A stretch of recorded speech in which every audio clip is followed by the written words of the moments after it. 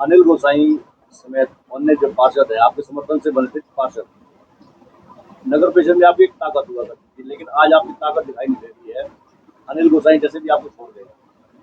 नहीं, नगर परिषद जो पार्षदों के दम पे थोड़ी चलती है। जब पार्षद जब पहले इनडायरेक्ट इलेक्शन था तो पार्षदों की अहमियत थी। अब जो सीधा चुनाव करा करके भाजपा ने पार्षदों के अधिकारों को खत्म किया है और अध्यक्षों के अधिकारों को छीन करके अध्यक्षों के स्टेटस उन्होंने खत्म करने का काम किया है। तो हमने जो कांग्रेस पार्टी के सिंबल पर इसलिए नहीं लड़ाया था क्योंकि ना तो इनके पास कोई अधिकार है, ना उनका कोई वजूद है, ना भारतीय जनता पार्टी इनको काम करने देती है। अधिकारियों के माध्यम से नगर परिषदों के जो पैसे आते हैं उनको ये लूटने में लगे हुए हैं। तो कोई भी पार्षद यहाँ दलों से भारतीय जनता पार्टी के टिकट पर एक प्रेसिडेंट को छोड़ के कोई नहीं लड़ा। तो इसमें मेरा या किसी का वो कोई सवाल नहीं है। लोग जिसे बनाते हैं वो लोगों के होते हैं।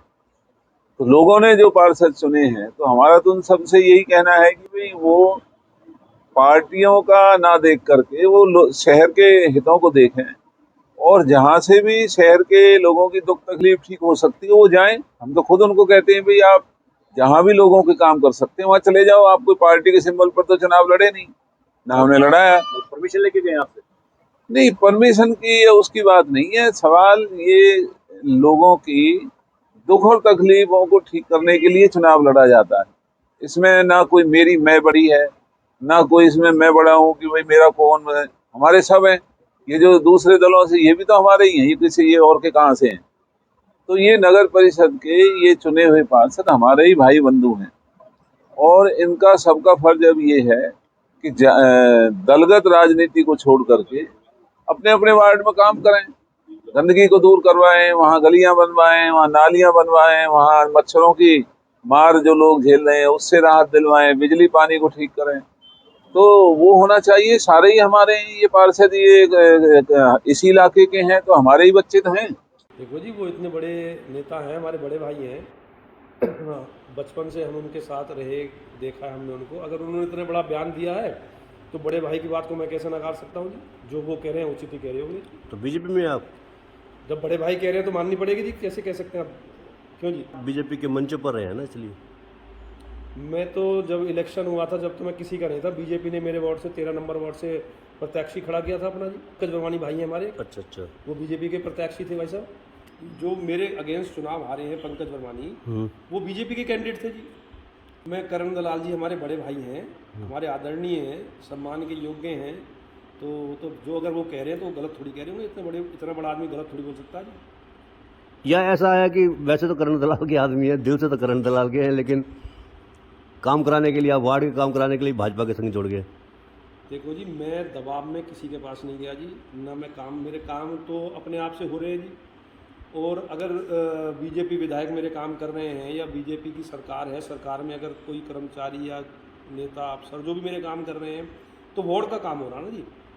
मैंने भूटान जी पर्सनल कोई काम थोड़ी कराया जी अपना। मैंने कोई विधायक जी से जाके कोई अपने घर के लिए तो काम कराया नहीं जी। वार्ड के ही काम हो रहे हैं सारे जी। और वार्ड के काम कल को अगर कांग्रेस की सरकार होती तो कांग्रेस के भी हम नेताओं के पास गए होते जी। अच्छा, वार्ड के कई लोग कह रहे हैं कि अब हम पछता रहे हैं अनिल गोसाई को वोट देकर, हमारे फ़ोन तक नहीं उठाते। भूटान जी, मैं तो ये शिकायत सिर्फ आपके मुँह से सुन रहा हूँ जी। मेरे वार्ड के लोग तो इतने खुश हैं, वो कहते हैं पहली बार हमें ऐसा पार्षद मिला जो हर वक्त हमारे बीच में है। मैं खुद खड़े होकर नालियाँ साफ़ कराता हूँ, खुद खड़े होकर कूड़े के ढेर हटवाता हूँ जी, खुद खड़े होकर लाइटें ठीक कराता हूँ। हाँ, मैं फेसबुक पे नहीं डालता इन चीज़ों को जी। मैं आपको इतनी फ़ोटो भेज दूँगा, आपके फ़ोन की तो मेमोरी भर जाएगी मेरे काम कराते हुए की जी। अच्छा, आज सफाई कर्मचारी की हड़ताल है, कोई फ़र्क पड़ा? भूटान जी, बहुत फ़र्क पड़ा जी। वार्ड के अंदर काफ़ी गंदगी हो गई है जी। जो गंदगी हमने इतने टाइम से साफ़ करवाई थी, पीछे 4-5 दिन बरसात की वजह से सफाई व्यवस्था खराब रही। अब कर्मचारियों की हड़ताल की वजह से सफाई व्यवस्था बिल्कुल ख़राब हो गई। तो लोगों के फ़ोन वगैरह भी आए होंगे आपके पास तो? हाँ बिल्कुल, देखो जी, वो लोग अपना समझते हैं इसलिए फ़ोन भी करते हैं। अच्छा, पार्षद बॉबी की डिग्री नकली पाई गई है, अरेस्ट भी हो गए हैं। अभी आपकी डिग्री कैसी है? आपकी डिग्री कैसी है? मैं तो देखो जी, जिनके स्कूल में पढ़ा हूँ, अगर मैं उनका नाम लूँगा ना जी, आप तो मेरी डिग्री का सवाल ही नहीं पूछोगे। मैं तो देशभक्त आर्य जी का शिष्य रहा हूँ जी। अब पूछो आप इस सवाल को दोबारा, पूछोगे जी? पूछेंगे क्यों नहीं पूछेंगे जी। अब पूछो, दोबारा पूछो आप जो बॉबी पार्षद हैं उनकी डिग्री नकली पाई गई, जी। अरेस्ट भी हो गए। 4-5 पार्षद और भी रडार पर है, जाके जैसा कि हमारे मित्र साथी ने बताया। मैंने बताया, मैं तो आदरणीय श्री हमारे गुरुजी रहे हैं देशभक्त आर्य जी, मैं तो उनका शिष्य रहा हूँ जी। अब आप क्या सोच सकते हो कि उनके स्कूल का पढ़ा हुआ बच्चा, उनके स्कूल से डिग्री प्राप्त किया हुआ बच्चा के नकली डिग्री हो सकती है? नहीं, देशभक्त आर्य जी तो बहुत नामी सम्मानित हैं जी, हमारी नामी तरफ से शिक्षाविद सम्मानित हैं हैं जी। हाँ जी, और क्षेत्र के सबसे ज़्यादा सुलझे हुए इंसान भी हाँ हैं। जी, बिल्कुल सम्मानित। हमारे इलाके में से उनसे सम्मानित, उनसे आदरणीय कोई दूसरा है भी नहीं अच्छा, दीपावली धनतेरस आ रहा है, जी। क्या कहना चाहेंगे अपने क्षेत्रवासियों को? मैं दीपावली और धनतेरस की अपने सभी वार्डवासियों को और पलवल क्षेत्रवासियों को सबको हार्दिक शुभकामनाएं देना चाहूँगा जी।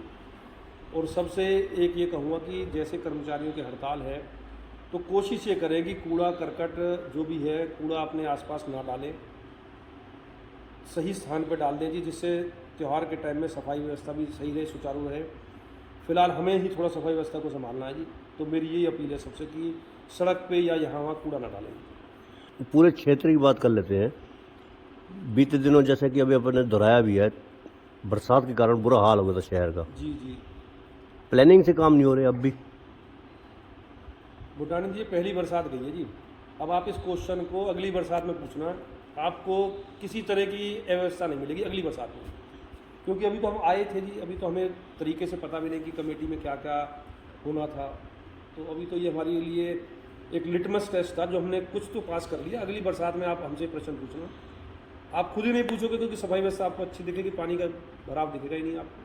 चेयरमैन बनने के बाद डॉक्टर यशपाल ने पार्षदों के साथ जो अनौपचारिक बैठक की थी ना रेस्ट हाउस में, उसमें आप भी शामिल थे, जी तब उनसे ये सवाल पूछा गया था।